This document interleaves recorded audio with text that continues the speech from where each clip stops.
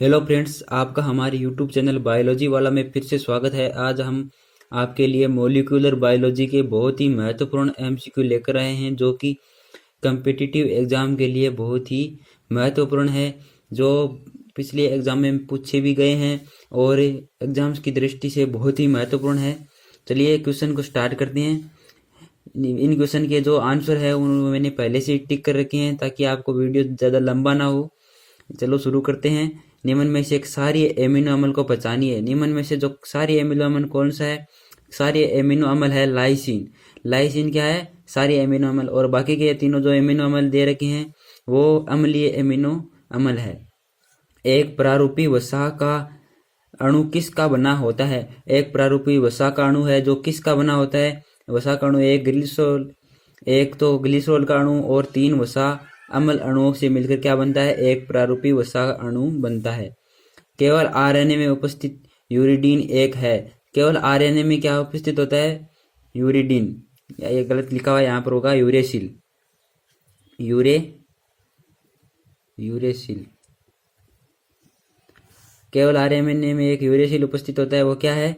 Nucleoside. वो क्या है? एक प्रकार का न्यूक्लियोसाइड है। निम्नलिखित में से कौन से एमिनो अम्ल सरलतम है? निम्नलिखित में से कौन से एमिनो अम्ल है जो सरल है? सरल एमिनो अम्ल कहलाते हैं। जो इनमें से ग्लाइसिन है वो सरल एमिनो अम्ल है। आवश्यक एमिनो अम्ल है। आवश्यक एमिनो अम्ल क्या है? इनमें से फिनाइल एनालिन एक आवश्यक अम्ल है और बाकी के तीनों क्या है? अनावश्यक एमिनो अम्ल। आवश्यक एमिनो अम्ल 10 होते हैं और अनावश्यक एमिनो अम्ल भी 10 ही होते हैं। निम्न में से कौन सी प्रोटीन जंतुओं में बहुतायत से होती है? निम्न में से कौन सी प्रोटीन जंतुओं में बहुतायत होती है? कोलेजन जंतुओं में बहुतायत रूप से पाई जाती है। संयुग्मी प्रोटीन्स जिनमें कार्बोहाइड्रेट प्रोस्थेटिक वर्ग के रूप में उपस्थित होती है कहलाती है। संयोगी प्रोटीन जो कार्बोहाइड्रेट प्रोस्थेटिक वर्ग के रूप में उपस्थित है क्या कहलाती है? वो कहलाती है ग्लाइकोप्रोटीन्स। लेक्टोस बना होता है। जो लेक्टोस होता है वो किससे बना होता है? ग्लूकोज और ग्लेक्टोस से मिलकर क्या बनता है? लेक्टोस। आरएनए में थाइमीन प्रतिस्थापन किया जाता है। जो आरएनए में थाइमीन है उसका प्रतिस्थापन किससे किया जाता है? यूरेसिल से किया जाता है। क्यों? डीएनए में थाइमीन के स्थान पर डीएनए में थाइमीन पाया जाता है और आरएनए में थाइमीन के स्थान पर यूरेसिल पाया जाता है। एटीपी है। एटीपी एक क्या है? न्यूक्लियोटाइड है। एटीपी क्या है? कि न्यूक्लियोटाइड। अब आपको पता होगा कि न्यूक्लियोटाइड और न्यूक्लियोसाइड क्या होते हैं। न्यूक्लियोसाइड होते हैं जो एक मान लीजिए एक पेंटोज शुगर होती है और नाइट्रोजनी क्षारक से मिलकर बनते हैं, वो कहलाते हैं न्यूक्लियोसाइड। और न्यूक्लियोटाइड क्या होते हैं? जो पेंटोज शुगर और नाइट्रोजन क्षारक के साथ में क्या होता है? फास्फेट समूह होते हैं, वो न्यूक्लियोटाइड कहलाते हैं। अनेक सह एंजाइम के आवश्यक रासायनिक घटक क्या है? अनेक सह एंजाइम के आवश्यक रासायनिक घटक क्या होते हैं? विटामिन होते हैं। चलो अगले क्वेश्चन की तरफ बढ़ते हैं। अगला क्वेश्चन है, निम्नलिखित जैव अणुओं में से किस में फास्फोडाइएस्टर बंद होता है? निम्नलिखित जैव अणुओं में किस में फास्फोडाइएस्टर बंद पाया जाता है?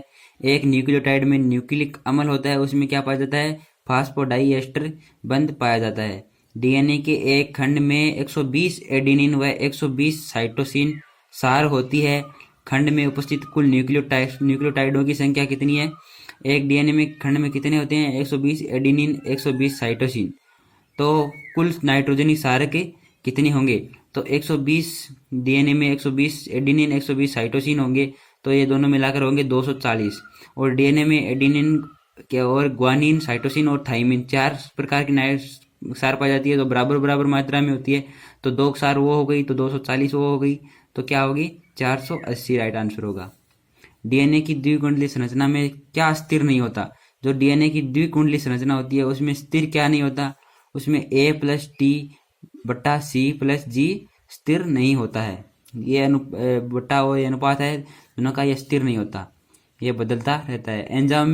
एंजाइमों के संदर्भ में कौन सा कथन उचित है? जो एंजाइम होते हैं हमारे, उनके संदर्भ में इनमें से कौन सा कथन है उचित होता है? जो होलो एंजाइम होते हैं वो एपो एंजाइम और सह एंजाइम से मिलकर बनते हैं। जो होलो एंजाइम होते हैं वो एपो और सह एंजाइम से मिलकर बनते हैं, ये कथन उचित है। जो एपो एंजाइम होलो एंजाइम और सह एंजाइम से मिलकर नहीं बनते। और सह एंजाइम होते हैं वो एपो एंजाइम और होलो एंजाइम से मिलकर नहीं बनते। ये सारे कथन रॉन्ग है। लेकिन केवल होलो एंजाइम होते हैं वो एपो एंजाइम और सह एंजाइम से मिलकर बने होते हैं। अगला क्वेश्चन, सहगुणक पूर्ण एंजाइम का भाग है। यह एक सहगुणक प्रोस्टेटिक समूह है, पूर्ण एंजाइम का एक भाग होता है। ये क्या होता है कि पूरक नॉन प्रोटीन पदार्थ है जो दृढ़ता से संलग्न होता है।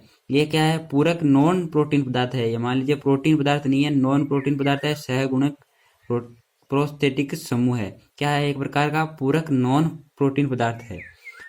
एंजाइम जिनके अणुभार में केवल थोड़ा अंतर होता है परंतु वे समान कार्य करते हैं। जिनके अणुभार मान लीजिए थोड़ा सा ही अंतर होता है और वो कार्य उनका क्या होता है, समान होता है, वो क्या कहलाते हैं, आइसो एंजाइम। एंजाइम किस में नहीं पाए जाते, जो एंजाइम होते हैं वो किस में नहीं पाए जाते, वो वायरस में एंजाइम नहीं पाए जाते हैं। एक बात और, वायरस में है ना जो अनुवांशिक पदार्थ क्या होता है वो आरएनए होता है और मनुष्य में क्या होता है, डीएनए। एक एंजाइमेटिक अभिक्रिया के अंतर्वेशन निरोधन का कारण है। एक एंजाइमेटिक अभिक्रिया के अंतर्वेशन निरोधन का क्या कारण होता है, तापमान में जो वृद्धि होती है वो इसका कारण होता है। ये रहे हमारे आज के टॉप जो एमसीक्यू है, जो विजय एजुकेशन की जो बुक है उसमें दिए हुए हैं और इन विजय आप इनसे विजय एजुकेशन की बुक से भी पढ़ सकते हैं। ये हमारे टॉप के एमसीक्यू हैं जो किसी कॉम्पिटिटिव एग्जाम में आए हुए हैं और आगे भी आने के लिए बहुत ही महत्वपूर्ण है। अगर हमारा यूट्यूब चैनल पर आपको ये वीडियो पसंद आया हो तो इस यूट्यूब चैनल को सब्सक्राइब और इस वीडियो को लाइक जरूर कीजिएगा। धन्यवाद।